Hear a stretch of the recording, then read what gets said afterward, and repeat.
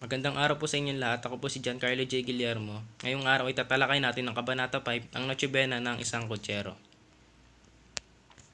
Mga tauhan. Basilio, isang mag-aaral na umuwi ng San Diego. Sinong, ang nagmamaneho ng kalesa. Simon, ang mag-aalahas. Guardia Sibil, ang humuli kay Sinong.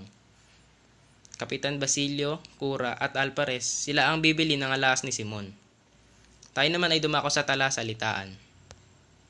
Kutsero, taong nagpapatakbo ng kalesa. Sedula, kasulatan ng buwis o patunay na pagkakakilanlan. Karitela, kalesa.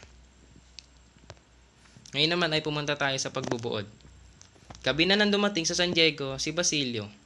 Nabala sila dahil binubog ng mga Guardia Sibil ang kutserong si Sinong na kanyang sinasakyan dahil nalimutan nito ang kanyang sedula. Muli silang naantala dahil kinakailangan bigyan daan ng prosesyon.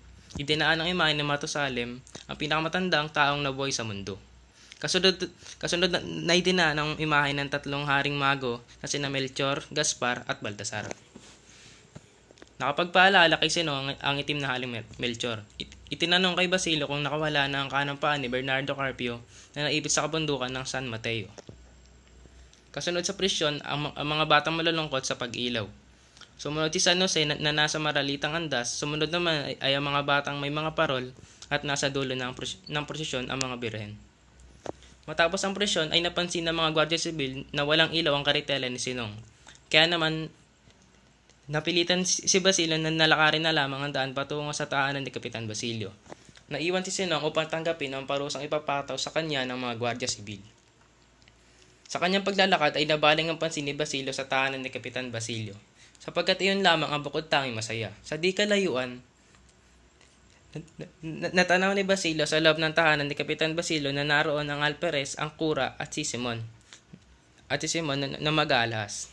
Sila ay nag-uusap para sa bibiling alahas kay Simon. Sa wakas ay narating ni Basilio ang tahanan ni Kapitan Basilio.